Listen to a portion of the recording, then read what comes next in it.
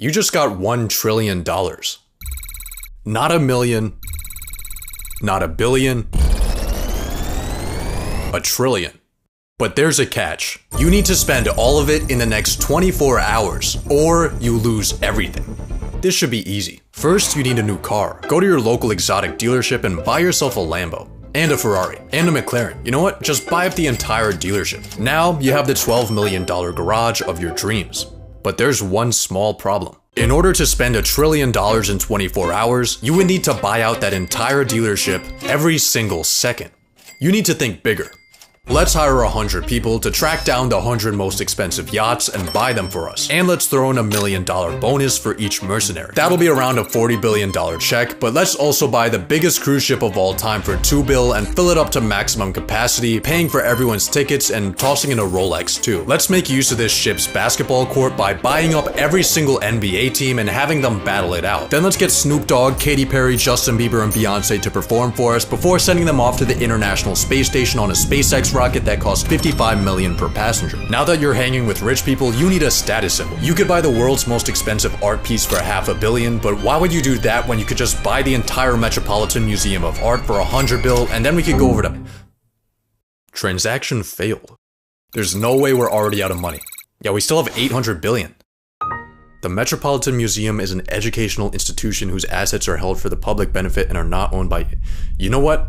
Forget about the Met.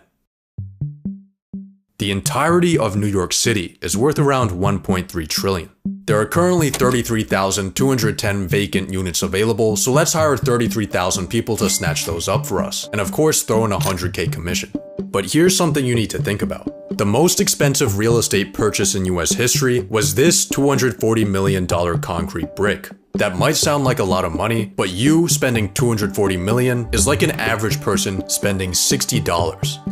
I think instead of buying houses, you should build a mega project. The sky is truly your limit. You can build your project wherever you want. If there's people in the way, buy them out with your pocket change. Or maybe try the Saudi Arabia method and relocate them into a graveyard.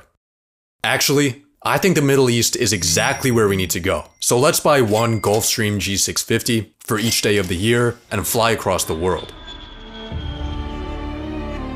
Welcome to the Arabian Peninsula, where people will build literally anything. The world's biggest picture frame, the world's largest clock, the massivest cube, the tallest structure ever, man-made sinking islands shaped after the world map from memory. These are cool. Let's build an even bigger artificial island for $20 billion. Of course, we can't forget about labor cost, so for that, let's budget in $10. Then let's buy every single one of those mega projects I just showed you for a total donation of $101,292,000,000 and $10 to our Middle Eastern boys. But while you're here, take a look at the Burj Khalifa, the current tallest building in the world. If you were to stack $1 bills to the very top, the tower would be worth $7.58 million. You still need to spend 87,000 times that. A stack so high it would go past the International Space Station. If you ever want to spend this money, you need to stop thinking in real estate and start thinking in 51st state. Do you see where I'm going with this? Buy a country. In 2010, the country of Liechtenstein put itself on Airbnb at 70 grand a night. This is literally nothing. You can't be looking at countries hoeing themselves out for pennies. You need the ultimate prize. Somewhere cooler. Somewhere strategic. Let's buy Greenland. Based on the market price of its mineral reserves, the world's biggest island has a price tag of around $200 billion. We can afford that, but there's one small thing in our way. During Trump's first term, when he proposed the conquest of Greenland, the country dismissed the idea as completely ridiculous and firmly stated that Greenland is not for sale. Huh. Let's buy an F-35 for $80 million. Fuck it. 2 F-35s. 3. 10, 100, 2 aircraft carriers, 3 destroyer ships, 1 ballistic missile submarine, 57,000 Blackwater soldiers, 1 for every citizen of Greenland. Now we have a $50 billion makeshift military, and it looks like Greenland's for sale after all. But by this point in your trillionaire spending spree, people are starting to take notice. Your exploits might not have hit TikTok yet, but rumblings are beginning behind closed governmental doors. Luckily for you, there's not much politicians can say once you own them. Buy a politician. We got Trump here for $1.5 billion. Kamala is almost $2 billion, but you do get a free Joe Biden. Let's buy up both of those and every sitting member of the Senate and House for a grand total of $7.2 billion for the entirety of American politics. This is a great deal, but there's a catch. Money influences politics, but it doesn't always decide it. I mean, look at the presidential race. Democrats outspent Republicans and still lost because $2 billion can't buy aura. More recently, Elon dropped millions of dollars campaigning for an election in Wisconsin, only to find out that shit no longer works when everyone hates you. Even BlackRock doesn't always get what they want. $1 trillion gives you access to almost everything, but culture and public perception are things that are not for sale. Just kidding. Let's buy every single media company. The Washington Post, Time Magazine, the New York Times, Comcast, Fox. Global ad spend for an entire year is around $1 trillion. That averages to $3 billion a day. So let's run 1 week straight of propaganda and we should be good. But if you're still getting heat, there's one final method you can use. A donation a day keeps the guillotine away.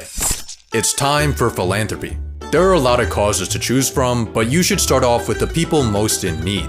The US government. America is currently $36 trillion broker than a homeless person. That number is increasing by $2 trillion a year. Luckily, we now have you. $220 billion honestly isn't gonna do much, but it's definitely gonna help. Assuming, of course, that the US government efficiently manages a $250 billion cash injection. You might be wondering how you're gonna send the money. And the answer is pay.gov, an official website where you can make donations to the US government to reduce the public debt. So let's just enter in your $220 billion right here and... Well, turns out the maximum amount the Treasury accepts is only $1 million. You just bought the government a bag of screws from Lockheed Martin. Maybe your money will put a bigger dent into medical debt. See, unlike the government, broke people dying of cancer aren't allowed to print more money to pay off their crippling obligations. Instead, their unpaid debts get sold off to collections for pennies on the dollar. But because of this discount, charities like Undo Medical Debt can erase $100 worth of debt for every $1 donation they receive. And with that ratio, you could wipe out all the medical debt in the US for just $2.2 billion. But what about world hunger? The UN estimated it would take $40 billion each year to end world hunger by 2030. We could afford that. Next, how about we help out malnourished and starving college students? Student loan debt in the US totals $1.777 trillion, with the government loaning out $87.2 billion a year. But before we try to attack this, there's a slight problem.